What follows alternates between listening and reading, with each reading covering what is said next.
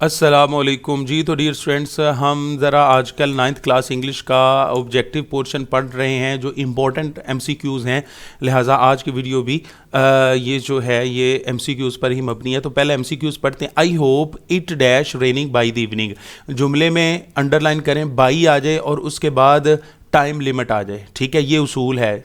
जब भी जुमले में बाई आ जाए, ये बाई, ठीक है, और उसके बाद क्या आ जाए, टाइम लिमिट, दी इवनिंग। ठीक है, अप्रैल महीने का नाम आ जाए, दिन का नाम आ जाए, सन आ जाए, कोई चीज़ आ जाए, बाई के बाद टाइम लिमिट आ जाए, तो फेल की कौन सी फॉर्म लगेगी? विल हैव के बाद फेल की थर्ड फॉर्म, मतलब फ्यूचर परफेक्ट टेंस लगेगा। कब? जब बाई के बाद क्या आ जाए, टाइम लिमिट आ जाए। ठीक है, ये पक्के उसूल हैं जिसके तहत आप अपनी मारूजी में मैक्सिमम मार्क्स हासिल कर सकते हैं। आपका आधा नंबर भी कोई नहीं काट सकता। ठीक है, नेक्स्ट जुमला देखते हैं। They dash to school when the storm broke. अब देखें, जब भी जुमले में अंडरलाइन करें व्हेन आ जाए, जब भी जुमले में क्या आ जाए, व्हेन आ जाए, जब भी जुमले में क्या आ जाए, व्हेन आ जाए। जुमले के दो हिस्से हो जाने, एक व्हेन से पहले, एक व्हेन के बाद। व्हेन से पहले वो पूछ रहा है कि क्या लगेगा, और व्हेन के बाद क्या आया है। ठीक है, ये आपने देखना है। तो मैं आपको उसूल बता दूं, जब जुमले में व्हेन आ जाएगा, जुमले के दो हिस्से हो जाएंगे। एक हिस्से में फेल की दूसरी फॉर्म आएगी, जैसे broke, break, broke, broken. Broke second form आई हुई है ना, तो जुमले का जो बाकी हिस्सा होगा उसमें या तो वाज वर के बाद चौथी फॉर्म आएगी या हैड के बाद तीसरी फॉर्म आएगी। ठीक है जी। तो अब देखें, वाज वर के बाद चौथी वाला ऑप्शन है जी, है वाज गोइंग, वर गोइंग। तो अब इन दोनों में से कौन सा आएगा? वर आएगा, क्योंकि दे प्लूरल है तो उसके साथ प्लूरल ही हेल्पिंग वर्ब आएगा। They were going to school when the storm broke. ठीक है जी। अब जी नेक्स्ट क्वेश्चन बी वही उसी पैटर्न पे है। व्हेन आ जाए या बिफोर आ जाए, व्हेन आ जाए या बिफोर आ जाए, तो दो ही मुमकिनात हैं। एक ये है कि एक हिस्से में फेल की दूसरी फॉर्म, ठीक है, या प्रेजेंट पास्ट इंडेफिनेट, ठीक है, या पास्ट कॉन्टिन्यूअस, और दूसरे हिस्से में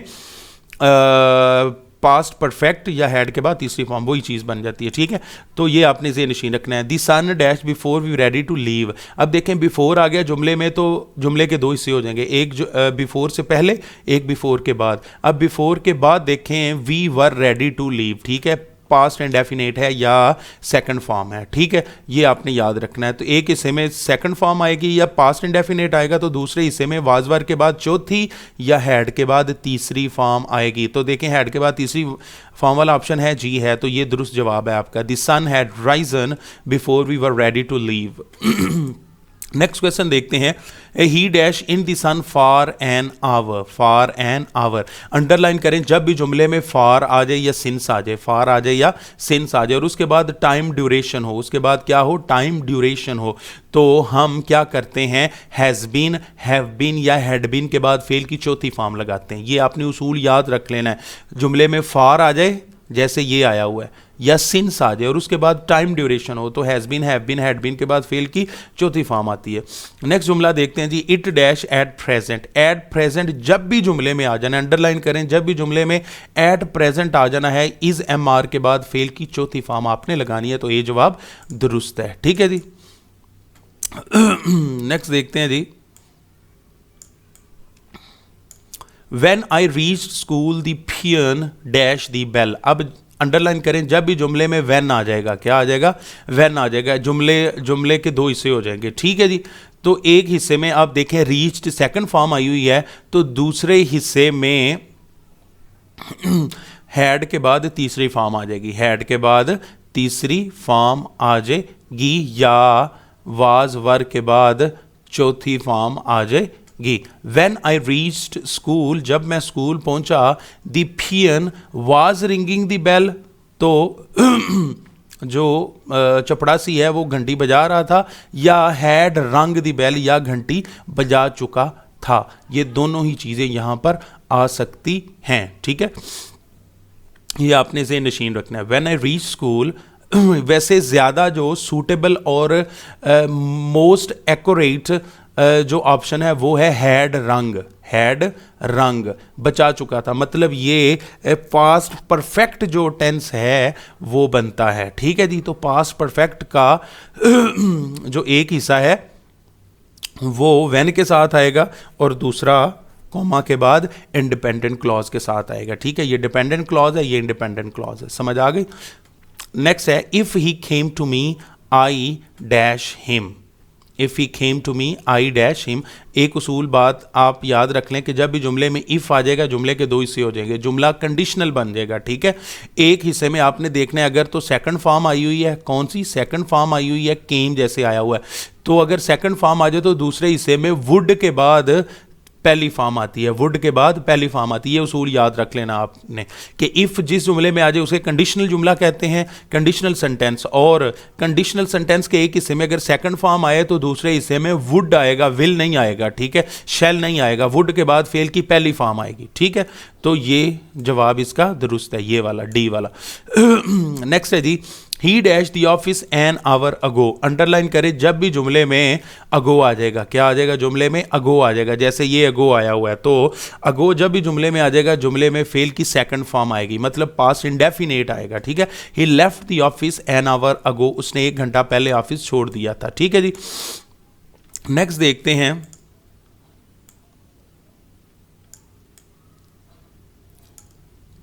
the teacher with his students cricket now.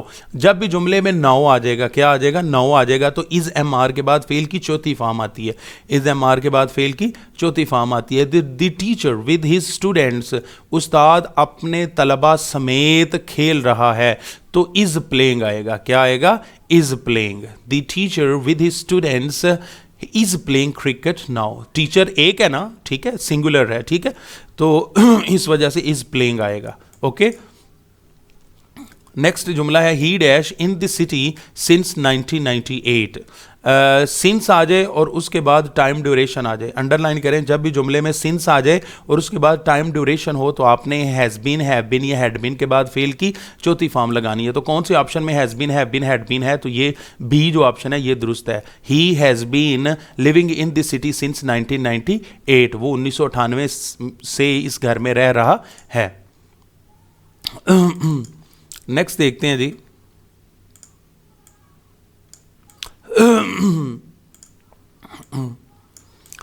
He dash go for further training next month.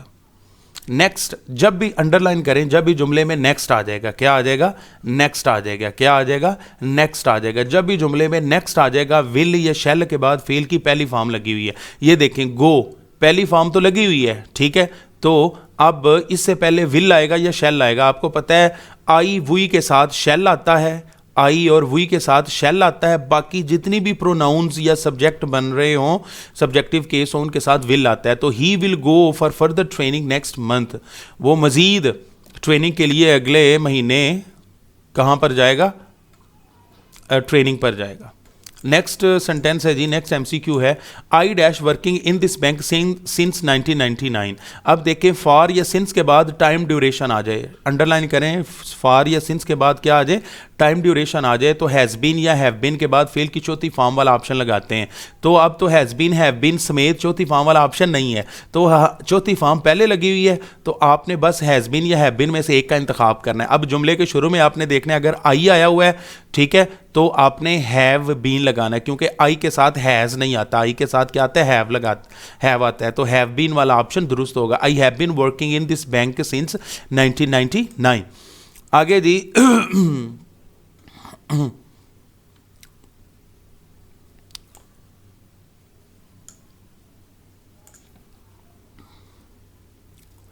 Next है जी, slow and steady dash the race. तो जितने भी ये प्रोवर्ब्स वगैरह होते हैं ये प्रेजेंट इंडेफिनिट में आते हैं। तो स्लो एंड स्टेडी, तो प्रेजेंट इंडेफिनिट में आपको पता है फर्स्ट फॉर्म इस्तेमाल होती है, ठीक है। तो slow and steady win the race, slow and steady win the race, तो ये फर्स्ट फॉर्म है, प्रेजेंट इंडेफिनिट में फर्स्ट फॉर्म ही आती है, ठीक है जी। नेक्स्ट है, if he had come to me I dash him, ये कंडीशनल सेंटेंस है, ठीक है। आपने ये चीज़ गौर से याद करनी है, अंडरस्टैंड करनी है कि अगर जुमले में इफ़ आ जाए तो ये कंडीशनल सेंटेंस बन जाता है। आपने देखना है जुमले के एक हिस्से में हैड के बाद अगर थर्ड फॉर्म आ रही है, मतलब पास्ट परफेक्ट टेंस आ रहा है, तो दूसरे हिस्से में आपने वुड हैव के बाद थर्ड फॉर्म लगानी है। अगर सिंपल सेकंड फॉर्म आती तो वुड के बाद पहली फॉर्म लगानी थी। अब आपको पता है कि हैड के बाद तीसरी फॉर्म आ रही है, लिहाजा हमने दूसरे हिस्से में वुड हैव के बाद तीसरी फॉर्म लगानी है, ठीक है।